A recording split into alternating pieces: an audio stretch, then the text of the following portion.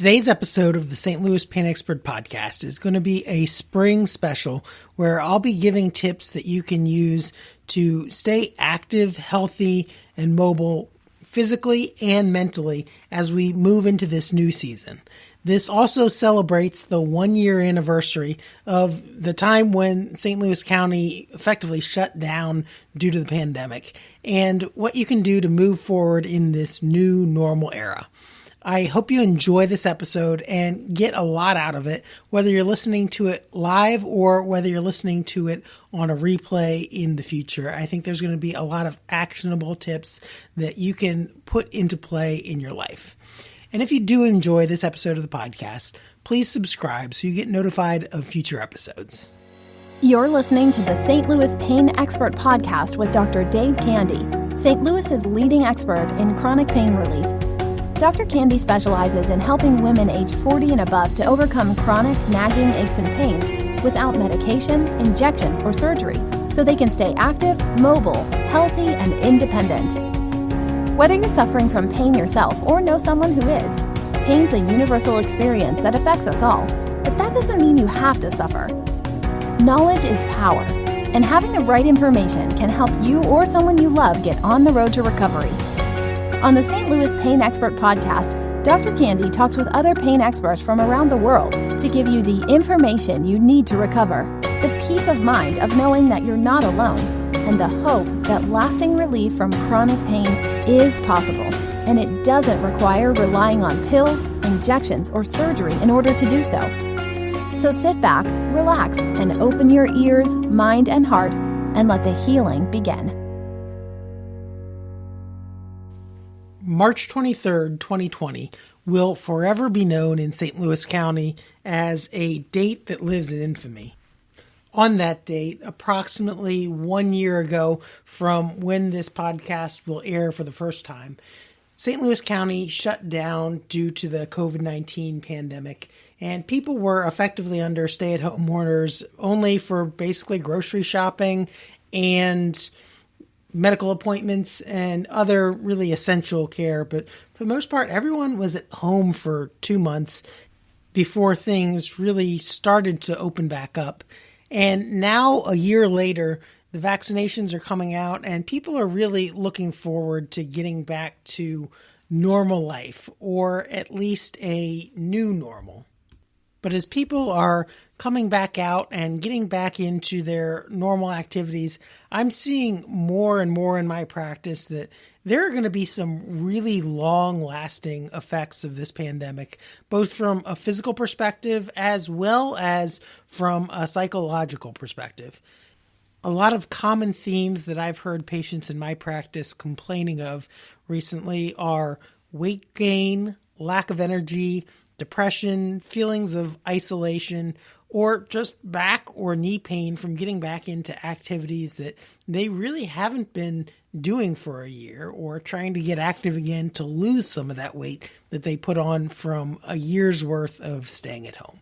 And so what I really want to do in this episode are to give some simple, actionable tips that people can use to overcome some of those feelings that they may be having, either the depression or the isolation or almost a post-traumatic stress from this incredibly traumatic period that we've all kind of gone through together over this past year, as well as some of the physical manifestations as far as weight gain and pain especially in the back or the knees. From a psychological perspective, this past year has been something that really none of us, or at least those of us who aren't centurions, have ever gone through something like this in our lifetimes. And so it is certainly scarring from a psychological perspective that it kind of knocks you back on your heels. And there are really two ways that you can adapt to this, that you can learn from it and find new ways to move forward, taking an increased focus that, hey, this really sheds light on how important our health is. Or from another way, you can get kind of gun shy, getting really worried about, will something like this ever happen again? Or what happens if there's another outbreak? And that's kind of how post-traumatic stress works is that when you go through a traumatic incident like a car accident or abuse or a global pandemic, something that really shocks your system, if your system gets more on guard and it's always kind of looking for what happens if this were to happen again, you can create almost sort of a scarcity mindset, which keeps you from doing the things that promote optimal health and optimal happiness and optimal living. If you look back to the Depression era and the long-lasting consequences that came from that, there were generations of people who kind of scrimped and scrounged and held on to everything possible because they grew up in a time when there was a lot of shortage and you never knew when something like that would happen again. I know my grandparents and to some extent my parents always were mindful of saving up for a rainy day because that was the mindset that people grew up in during the Depression. And that created lasting effects going forward in life. In our current situation with the pandemic, likewise, there have been people who have been kind of paralyzed by fear. And it is certainly a big thing to be mindful of, but there have been people who literally have not spent very much time out of their house in a year. And the long-term lasting effects of that from a physical perspective are huge.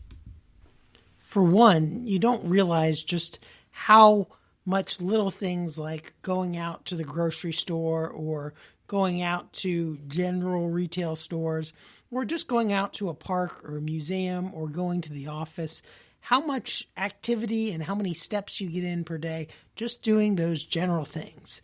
And with people spending more and more time at home, a lot of my patients have reported gaining 15 or 20 pounds from just a general change in lifestyle. And along with that, a lot of people have either been ordering in food or getting takeout or getting meals delivered and largely wanting things that were non-perishable so that they didn't have to make repeated trips to the grocery store. And that means for a lot of people, less fresh fruits and vegetables and things that you would normally buy if you were going to the grocery store once or twice a week. And that combination of less than optimal food intake along with less physical activity is an equation that not only sets you up for weight gain, but it can also make you feel more fatigued when you're not getting all the vitamins and minerals that you need to keep your system healthy, along with physical activity actually helps regulate your circadian rhythms or sleep-wake cycles that you go through in a normal 24-hour period. And so it is important to stay active even if you're not ready to go back out to a gym or a fitness center or to go back to exercise classes. It is important to stay active at home or outside in order to get all the physical activity that you need. But for people who have been relatively inactive for the last year or so, I've seen that as people are starting to go back to this, they're having more complaints of back pain from stiffness from sitting around for a year or so, or knee pain from increased activity and doing that increased activity with maybe 10 or 15 or 20 more pounds than they had the last time they tried doing that physical activity. So the key to getting started on an exercise program is setting yourself up for success right out of the gate. And a lot of times that means starting small. That if you were accustomed to exercising for an hour or half an hour, that might mean only doing 10 minutes or 15 minutes or 20 minutes. For some people who have been incredibly inactive, maybe that means just doing 5 minutes of exercise, but doing it every day with consistency. And if you set a goal for yourself to exercise for 5 minutes a day, every day, and you do that consistently, it is substantially better from a psychological and a motivational perspective than setting a goal to exercise for 20 minutes a day, exercising in reality for 10 minutes a day, and failing to meet that goal of 20 minutes. That even if you end up doing less activity initially, but you're meeting the goals that you're setting for yourself and you find yourself achieving, it's going to be a lot more motivating in the future to continue exercising. Furthermore, if you start small, you'll avoid flare-ups so that you don't get set back by injuries or excessive soreness that makes you lose motivation or feel like you really don't want to exercise because you don't want to be that sore again. So start small, set goals that you know that you can easily achieve and get some easy wins. And then it'll be easy and motivating to progress from, say, 5 minutes a day to 10 minutes a day to 20 minutes a day to 30 minutes a day, or whatever your exercise goals are, if you're setting yourself up for wins right out of the gate. Now, the next part of that equation is eating right. And it's not so much about calories, although calories are important, but health is not an equation or a bank account of calories in versus calories out like we used to think. That the quality of the calorie matters. And you want to look for foods that are nutrient dense, not just foods that are low in calories, but foods that per calorie provide the most vitamins and minerals and protein that you can get. Having energy isn't just necessarily about the raw materials that you burn to create energy, but really vitamins and minerals are the things that catalyze the chemical reactions in your body, and proteins are the building blocks that you build your body up with. So if you think about it like building a house, the vitamins and the minerals and to some extent the carbohydrates are the things that do the work, the workers, so to speak. The proteins are the bricks. We're in a situation in America and the world at large, but primarily in America, where we have an abundance of food. We get an abundance of calories, but are actually probably largely malnourished because we don't have all the quality in the food, even though we have an abundance of food itself. Now, in this past year, there has been an increased amount of people who are choosing to either get takeout food or get delivery or buy non-perishable foods like frozen foods, prepared meals, canned foods that largely have a lot of unnecessary fats, sugars, salt that provide things that we really don't need and have a shortage of the vitamins and minerals and in some cases protein that we really need to be healthy. So a very easy tip to help improve your nutrition is just to learn to cook at home. And if you're not quite ready yet to go back to the grocery store, they do have plenty of home delivery services where you can get fresh or frozen produce delivered to you, fresh meats or frozen meats, and plenty of fiber. If you listen to my last podcast with Dr. Asia Mohammed, she told about how fiber was really the things that provides food to the gut bacteria to keep our gut functioning optimally. And for times when you don't have the ability to cook at home, either making time to make leftovers so that you have healthy meals on hand or having a nutrient-dense meal replacement product is another way that you can get the nutrition that you need when you don't have the time to cook at home. There are lots of options available out there. I myself use a particular brand called Isogenics, which has been particularly helpful for me as a small business owner who doesn't always have the time to cook 3+ healthy meals per day. I'll put a link to that specific brand of whole food meal replacement products in the show notes. Now, the next topic is the topic of depression and interconnectedness.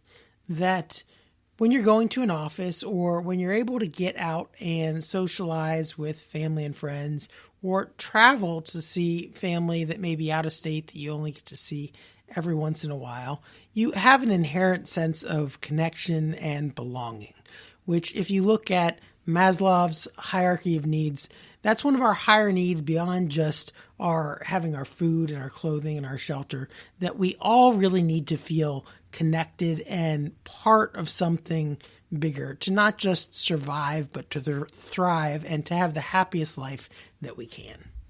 And of course, it's great to be able to hug family members and people that we care about. But one of the silver linings of the pandemic has been the increase in telecommunications and video communications platforms like Zoom and Microsoft Teams, Facebook groups, and chat rooms.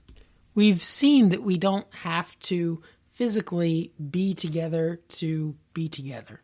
And so much so that many businesses are actually not going to be returning to the traditional office environment, that a lot of people will be staying at home and working from home on a more permanent, long-term basis. And so it is important that for people who have gone from an office setting to a permanent work-at-home environment, to have the right setup to prevent secondary problems like back pain, neck pain, carpal tunnel syndrome from a suboptimal workplace setup.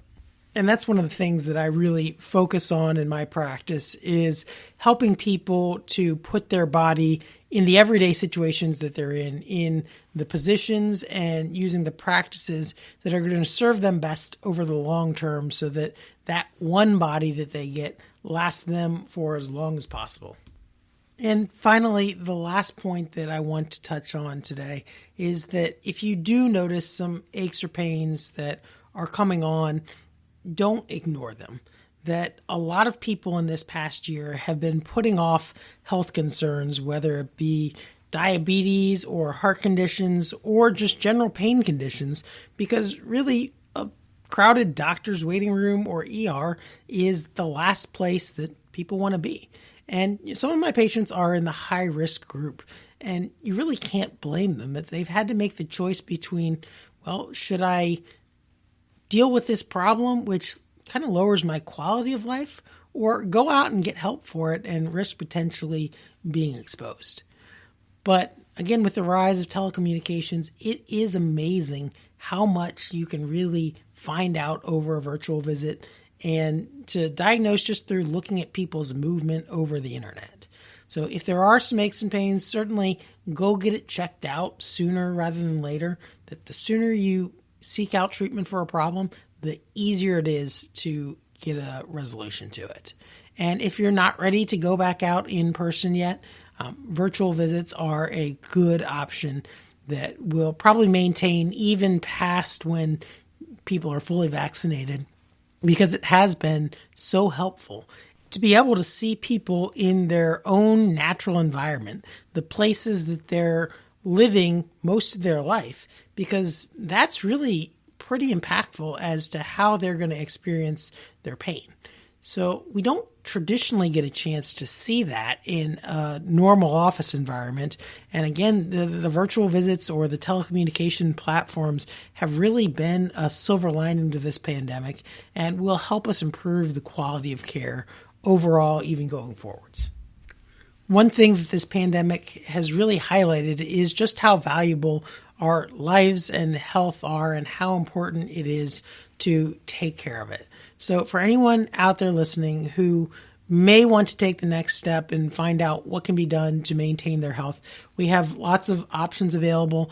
For people who are suffering from some type of ache or pain and just need to have it evaluated, we can set up a virtual consultation or an in-office consultation for anyone who just needs to have things checked out and wants to find out a little bit more about what can be done. Likewise, for people who need to improve their nutrition or get back into an exercise routine, right now we have both some in-person and virtual coaching programs going on.